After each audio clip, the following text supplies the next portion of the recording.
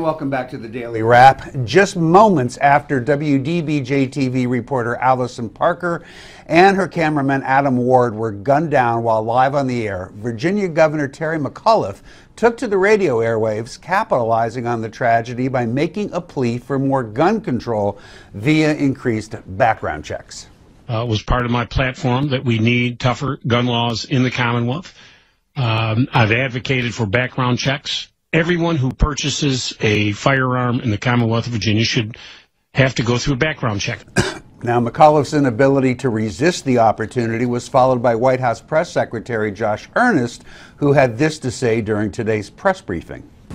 You know, obviously, the thoughts and prayers of everybody here at the White House are with the families of those who were injured or killed in that terrible incident.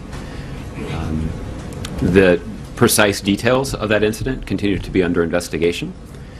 But as you've heard me say in the past, this is another example of gun violence that is becoming all too common in communities large and small, all across the United States. And Hillary Clinton also addressed gun control on her Twitter account, saying, "Heartbroken and angry, we must act to stop gun violence, and we cannot wait any longer, praying for the victims' families in Virginia." Now, of course, there were no shortage of media outlets jumping the gun before any details were actually known as to the motivation behind the shooting. Joe, you're someone who spends your time covering the media. I spend much of my day covering politicians. Why do you think it's so difficult for both of these to understand that you don't have to go right to the politics of it, that, you know, there are people out there suffering the worst loss they could suffer? On this day, we're seeing that happen. What is it going to take for these people to understand that their political beefs or their desire for a big headline? Rick, cable news is built on blame, not in solving solutions or advancing a conversation in a thoughtful way. It's about finding who's to blame and what can we do to fix the problem immediately. I find it fascinating that a Hillary Clinton or a Terry McAuliffe would say we need stricter gun control. And they say this without not even knowing if the policy they put forward would even have prevented this from happening in the first place. We don't know the background of this gentleman in terms of, or monster, I should say, gentleman, of this monster, how he got his gun, if he got it legally, and if any policy could have stopped it in 100 years. So shut up.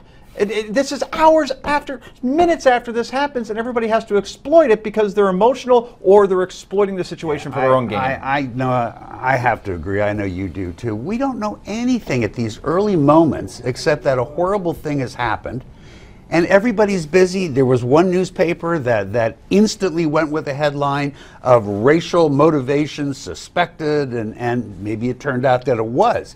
But they didn't know at the time, nor did these politicians who felt this need to jump on it. No. I mean, it's crazy. And we've seen this movie before. And I was saying during the break that in the Newtown shooting, before the ambulances had even arrived at the school, you had MSNBC's Alex Wagner saying that this is going to advance the case for gun control, almost gleefully, embracing the opportunity to exploit a tragedy.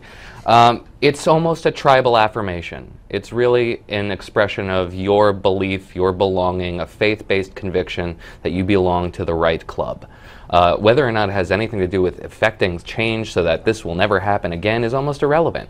It's really just about your expression of loyalty to a cause. Well, picking up on something Jonathan said in the last block, you know, it only took a matter of hours for us to learn that the alleged killer had sent a 20-page manifesto to ABC News, which disclosed that he was obviously emotionally a very sick man, as the documents suggested that the killer was told by Jehovah to do what he did. We also learned, according to the manifesto, that there was both a racial and sexual preference angle, as the manifesto claims that its author had long been discriminated against for being a gay black man. Would it not have been wise for both the media and the politicians to just wait until there was more information known before editorializing on the murder? And is it not profoundly disrespectful to those who are suffering these losses to just ignore their grief and go right ahead? I mean, you put your finger on it in the earlier block. You said mental illness. And obviously, mental illness is involved here. Sure. It was involved, and we're going to talk in a second more about how this compares to what happened in Charleston. Mental illness. Mm-hmm. why can we not, why can't we delay that conversation actually to give the people who are hurting right now a little bit of our respect and time? And then why can't we seem to focus on the real question? I mean, I think Joe hit on it perfectly earlier. These aren't people, whether we're talking about politicians or most of the media, these aren't people that are looking for effective answers. They're looking to exploit the situation to further either their ratings or their cause. And I think that, again, I know we're going to mention Donald Trump eventually in this show, but the fact is that's what resonates with people so much about him, is that, the American public, because of these things, they're on YouTube every day with ISIS. The American public and the world, for that matter, they're just getting tired of the rhetoric. And this is too much, too fast as far as rhetoric goes, and it's very insulting. So, no, I want to give you a chance to go somewhere on this. What are we handling this the same way we handled the Dylan Roof case, where he went in and shot all those poor folks in that church?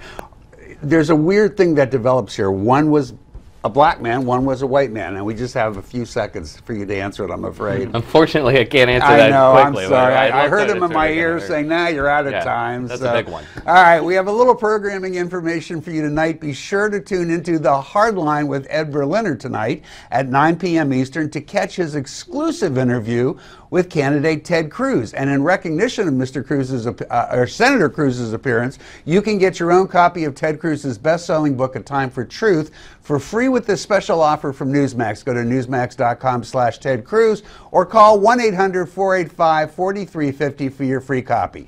Newsmax.com/Ted Cruz or call 1-800-485-4350. Limited offer, so do it today.